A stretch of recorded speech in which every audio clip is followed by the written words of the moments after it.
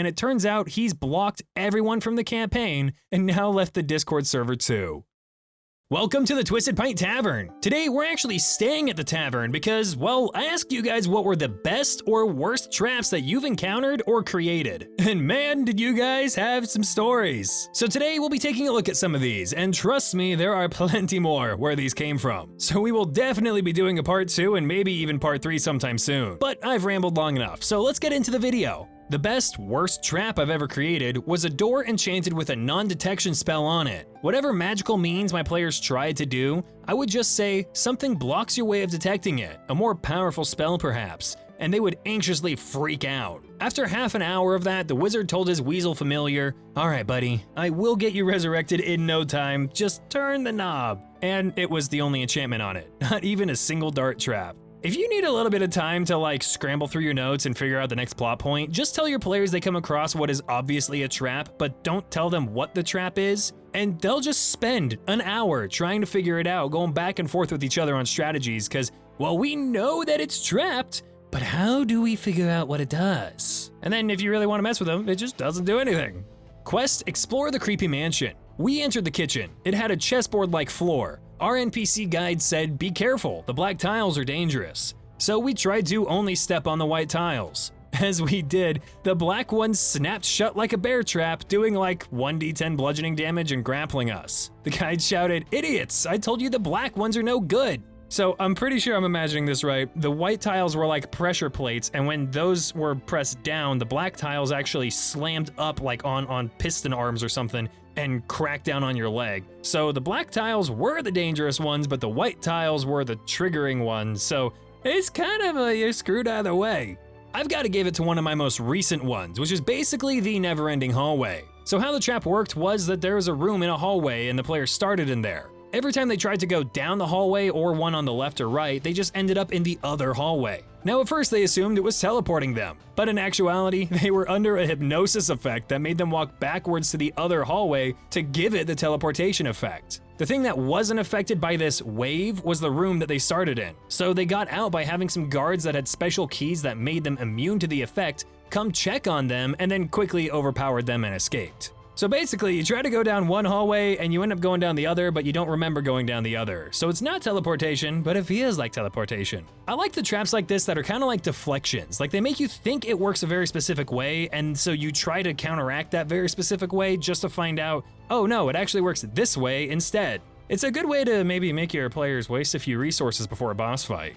It was a hallway. The party goes through a door that opens inward, swinging to the left. The hallway is white, turning to the right, 5 foot wide. The floor is 5 foot square tiles. There's light emitting from the ceiling so everyone can see clearly. At the far end of the hall, the party can see another door. Every second tile is a trap. The first one is a glue trap, like flypaper. The second one is a trap door that springs closed after someone falls through it. The traps basically all reset themselves after being sprung. I had 12 traps set up, can't remember all of them, but when the last surviving party member made it to the end of the hall, and I want to stress last surviving party member there, they found that the door they saw was just a wooden door bolted to the stone wall. If they'd bothered to look behind the door they entered through, there was another door there, unlocked with no traps.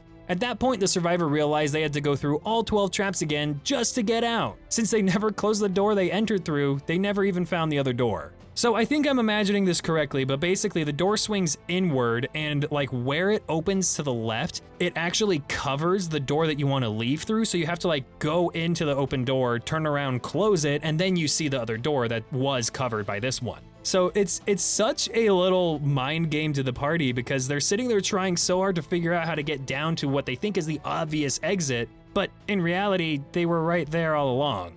So this trap was actually made by my clever players. The party was tasked with defending a tower on a small island, with only one wooden bridge, from a pack of werewolves. The Tabaxi rogue, however, was an absolute pyromaniac who hoarded Alchemist's fire. Cue him dousing 35 feet in the middle of the bridge, then the druid casting firebolt at the bridge when the horde charged across. The smell of singed fur and flesh still haunts my dreams. Nothing like a pyromaniac with an ungodly amount of fuel to just absolutely throw a wrench in any encounter you could think of.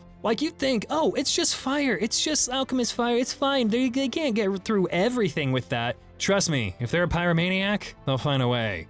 Banshee Jar. Want a way to immediately freak out a party no matter the level? The party comes up on a cold, dark chamber in the dungeon. On a coffin sits 3 jars. 2 jars do nothing, but one emits a Banshee's wail. Set the DC as you see fit. At least one player will fail to save and drop to 0 HP, but aren't dying. Any PCs that save take some damage. That's it. Trap sprung, pants crapped.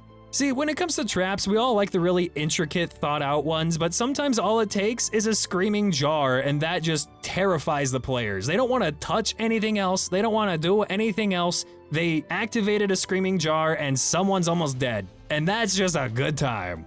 We had a trap so bad, a player quit the campaign over it. Our party is currently fighting a green hag in a swamp. She's been diving into the water to hide her location, but our druid wild shapes into a creature with a high passive perception to try and find her before she can ambush us. The DM is loving it, so they allow this to just reveal her location, even though they technically can't speak once they wild shape.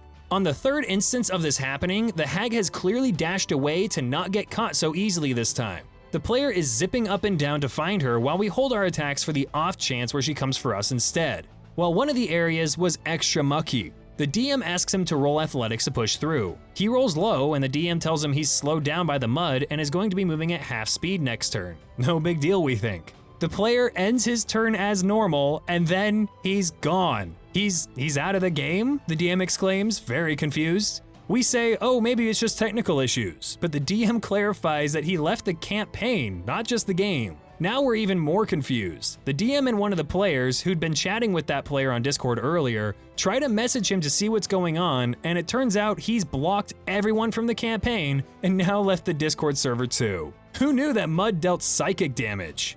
I've got to wonder what was happening with this player. Like, why did they just dip after that? That's such a minor thing. That wasn't even like a trap, I'd say. Like, it was just difficult terrain. And for those of you who are a little confused by the, left the campaign, not just the game thing, when you're playing online with like Roll20 or your characters are linked through D&D Beyond or something, you can join the game for the single instance to play it, but you can also be a part of the actual campaign, which is the group of players on the online service. So this person didn't just like close their browser and leave the game, they actually disconnected their character from the entire campaign, meaning they're not coming back. And I just gotta wonder why. Like, why? I thought that they did something so cool. The DM thought they did something cool. They were wild shaping into something with a high perception just so they could spot the hag. Like, that's really cool. I thought that was gonna be really fun. But then they just end up having half movement because of difficult terrain, and that's it? I don't know. There might have been something else going on with this player, like behind the scenes or something, but that's just weird. But anyway, that's gonna do it for today's video. Make sure to leave a like and subscribe if you've not done so already, and let me know in the comments or in the Twisted Pint Tavern Discord server what your best or worst traps are. Again, we will definitely be making more of these because you guys have a lot of stories, so we've got more to share. But thank you guys again, and I'll see all of you wonderful folk in the next video. Oh, you wanna know what kind of traps I use at the tavern? Well, I can't tell you about that because then they won't be secret anymore. Just watch your step on that 3rd floorboard.